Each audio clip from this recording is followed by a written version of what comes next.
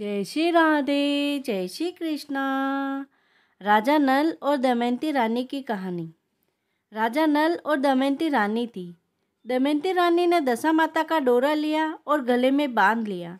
तो राजा ने अपनी रानी से पूछा, रानी, यह गले में आपने क्या डाल रखा है? तब रानी ने उत्तर दिया, महाराज, यह तो दशा माता का डोरा है। राजा ने दशा माता के डोरे को रानी के गले से तोड़कर फेंक दिया, जिससे दशा माता क्रोधित हो गई और राजा को सपने में आकर कहा कि राजा, तेरी सुदशा जा रही है और अवदशा आ रही है। राजा ने सपने में ही पूछा, मुझे कैसे मालूम होगा?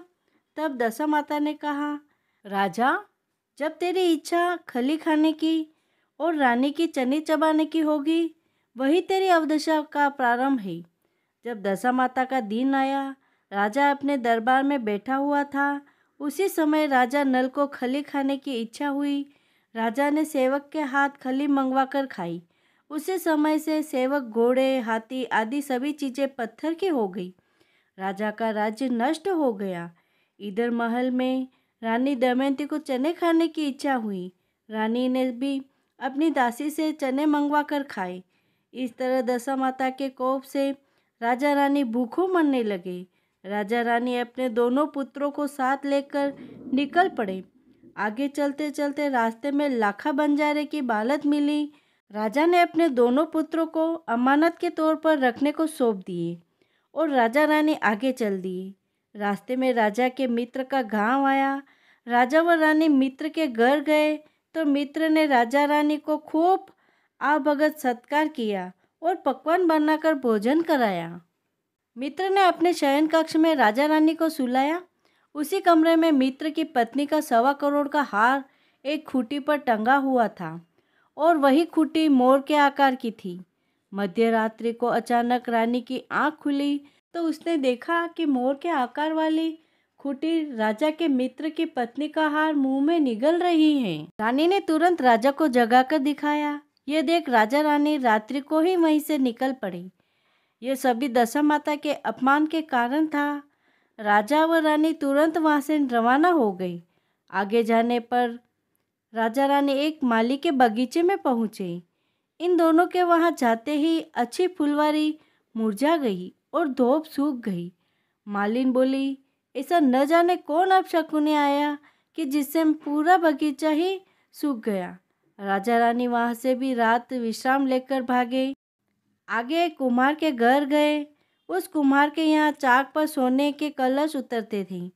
जब राजा रानी की नज़र पड़ी तो टूटे फूटे मिट्टी के कलश उतरने लगे। यह देख वही बात कुम्हार ने भी कही जो मालिन ने कही थी। वहाँ से भी राजा रानी को रात में ही जाना पड़ा। आगे राजा रानी एक गौली के पास पहुँचे। उस गौली की गाय 1.25 गड़ा दूध रोजाना देती थी, लेकिन राजा रानी की नज़र पड़ते ही गाय ने दूध देना बंद कर दिया। तब गौली ने भी वही बात कही जो मालिन ने कही थी। आगे चलते हुए राजा रानी अपनी बहन के गांव पहुँचे। गांव के बाहर रुककर राजा ने अपनी बहन की दासियों के साथ खबर भेजी कि आपके भाई आए हैं। राजा की बहन ने अपनी दासी से पूछा, मेरा भाई कैसी दशा में है? दासी ने कहा, दोनों बहुत ही बुरी दशा में हैं। यह सुन राजा की बहन एक थाली में रोटी व कांदे रखकर अपने भाई से मिलने गई। भाई ने अपने हिस्से की रोटी को कांदे के साथ खा लिया, लेकिन भाभी ने अपने हिस्से की रोटी और कांदा उसी जगह गड्ढा करके धरती में गाड़ दिया। आगे जाने के बाद जब एक गांव में राजा रानी पहुँचे तो वहाँ का नगर सेठ पूरे गांव को भोजन करा रहा था। राजा ने रानी से कहा, तुम यहाँ नदी में मछलियाँ पकड़ कर भूनो, तब तक मैं भी भोजन की एक पत्तल ले आता हूँ। रानी ने मछलियाँ पकड़ी और उनको भूना, लेकिन दशा माता के कोप से पानी की लहरें आई और भुनी हुई सारी मछलियाँ जीवित होकर पानी में चली गई। उधर जब राजा भोजन की पत्तल लेकर आ रहा था तो चील ने झपटा मारा और पत्तल लेकर उड़ गई। चील के झपटा मारने से चावल का एक दाना राजा के मूंछ पर चिपक गया। राजा को खाली हाथ और मूंछ पर चावल चिपका हुआ देख रानी के मन में आया कि राजा भोजन खुद खा गया, और रानी को खाली बैठी देख राजा मन में सोचने लगा कि रानी सभी मछलियाँ खुद ही खा गई, लेकिन किसी ने भी किसी को कुछ नहीं कहा और आगे चल पड़े। चलते चलते दोनों रानी के मायके जा पहुँचे। दोनों ने अपना भेष और नाम बदलकर नौकरी के लिए याचना की। तब राजा को घोड़े की घुड़साल में और रानी को वहाँ की महारानी का श्रृंगार करने की नौकरी मिल गई। राजा रानी दोनों नौकरी करते रहे। जब 1 साल हुआ और फिर दशामाता व्रत आया, तब रानी राजा से बोली, आज की कमाई से भोजन बनाने का सामान ले आना। आज हम लोग अलग भोजन बनाएंगे। राजमहल में आज हम भोजन नहीं करेंगे। राजा भोजन का सभी सामान ले आया। तब रानी ने भोजन बनाया और दशामाता के पूजन की तैयारी की। जब रानी दमयंती महल की रानियों के साथ मिलकर दशामाता का पूजन कर पीपल की परिक्रमा सबके साथ कर रही थी, तभी दमयंती के पैर से कुमकुम के पैर बन रहे थे।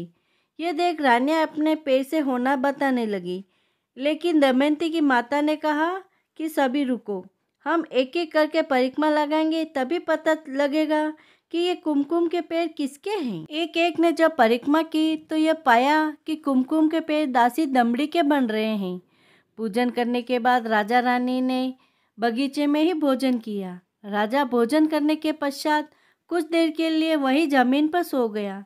तब राजा के स्वप्न में पुनः दशामाता ने आकर कहा, राजा तेरी अवदशा चली गई और दशा वापस आ गई है। राजा रानी ने महल में जाकर अपना हिसाब करने को कहा। उसी समय दमयंती ने भी अपनी माँ से कहा, मैं ही आपकी दमयंती हूँ। तब माता बोली, बेटी यह बात आप पहले ही बता देनी थी। तब दमयंती ने कहा, माँ उस समय हमारी अवदशा थी और अब वापस अच्छी दशा आ गई है, इसलिए हम अपने नगर को जाएंगे।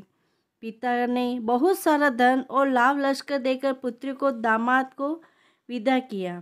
रास्ते में वही जगह आई जहाँ रानी ने मछलियों को भुना था और राजा के हाथ से चील पत्तल ले गई थी। दोनों ने देखा कि भुनी हुई मछलियाँ पानी से बाहर आ रही हैं और वही चील भोजन की पत्तल लेकर सामने आ रही हैं।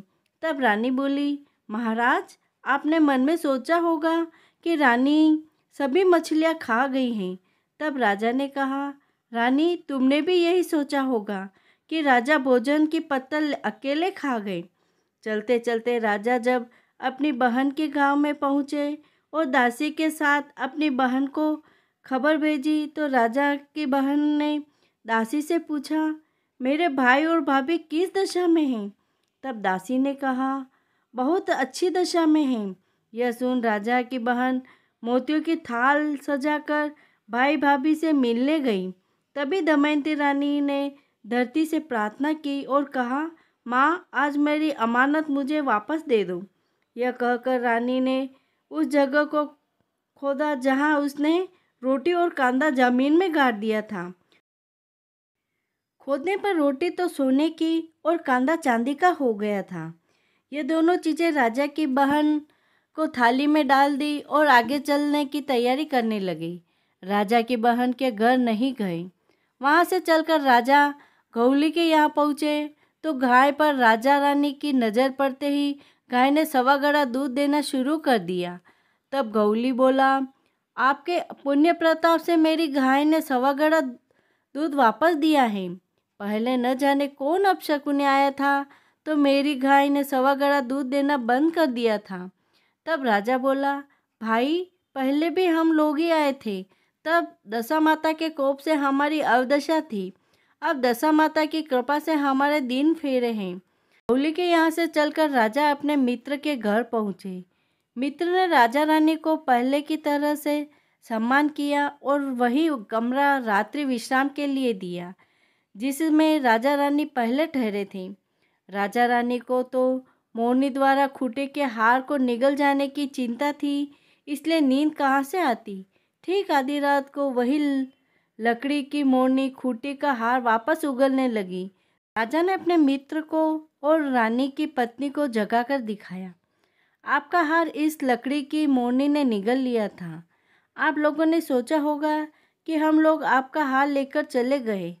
प्रातः नित्य क्रम से निपटकर राजा रानी अपने लश्कर के साथ उसी माली के बगीचे में पहुँचे। राजा रानी की नज़र पड़ते ही पूरा बगीचा फिर से हरा भरा हो गया। तब माली ने कहा, आपके ही पुण्य प्रताप से मेरा बगीचा फिर से हरा भरा हुआ है।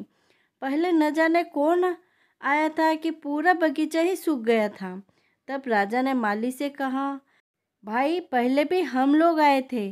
दशा माता के कोप से हमारी अवदशा होने से बगीचा सूखा था। अब हमारे दिन फिरे हैं। वहाँ से चलकर राजा रानी कुम्हार के यहाँ पहुँचे। दोनों की चौक पर नज़र पड़ते ही वापस सोने के कलश उतरने लगे। तो कुमार ने भी पुण्य प्रताप का बखान किया और राजा ने भी अपनी दशा का विवरण सुनाया। सभी ओर से निवृत्त होकर राजा रानी लाखा बंजारा के यहाँ अपने दोनों पुत्रों को लेने पहुँचे, लेकिन बंजारन ने दोनों पुत्रों को देने से मना कर दिया और कहने लगी कि ये दोनों तो मेरे पुत्र हैं। और रानी ये कह रही थी कि ये दोनों मेरे पुत्र हैं। रानी और बंजारन का पुत्रों के लिए विवाद सुनकर गांव के कुछ लोग वहां जमा हो गए। दोनों का विवाद नहीं सुलझने पर गांव वालों ने दोनों को समझाते हुए एक युक्ति बताई। दोनों ने उस युक्ति को स्वीकार कर लिया। गांव वालों की युक्ति के अनुसार रानी और बंजारन को सूर्य के सामने मुख करके खड़ा होना था और अपने सामने दोनों पुत्रों को खड़ा करना था। जिसके भी आंचल से दूध की धार निकलकर दोनों ही राजकुमारों की मूँछों पर गिरेगी, पुत्र उसी के माने जाएंगे। रानी और बंजारन ने ऐसा ही किया और दोनों सूर्य के सामने मुख करके खड़ी हो गई और राजकुमारों को भी सामने खड़ा कर लिया। यह युक्ति अपनाने पर रानी दमयंती के आंचल से दूध की धार निकलकर राजकुमारों की मूँछों पर गिरी। इस प्रकार सत्य की विजय हुई। राजा रानी दोनों राजकुमारों को लेकर अपने नगर की तरफ चल दिए। नगरवासियों ने दूर से लश्कर को देखकर समझा कि कोई डाकू नगर लूटने आ रहा है। पास आने पर नगरवासियों की प्रसन्नता का ठिकाना नहीं था। जब उन्होंने अपने राजा रानी को देखा तो तुरंत टूटे फूटे ढोल लेकर नगरवासी राजा रानी की अगवानी करने हेतु चल पड़े। राजा रानी इनकी नज़र पड़ते ही टूटे फूटे ढोल और पाषाण बने हाथी घोड़े सभी अच्छे हो गए। राजा ने अपने राज्य में दशा माता का एक विशाल मंदिर बनवाया और नगरवासियों में दशा माता की महिमा बढ़ाई। हे दशा माता, जैसे पहले राजा रानी को कष्ट सहना पड़ा, ऐसा कष्ट किसी को भी मत देना। और बाद में जैसे राजा रानी को ठूडी, वैसे ही आपका व्रत करने वाले को सभी को ठूडना। यही आपसे प्रार्थना है। भगवती माता ने जिस प्रकार राजा नल के दिन फेरे, उसी प्रकार सबके दिन फेरे। बोलो दशा माता दियाड़ा बावजी की जय।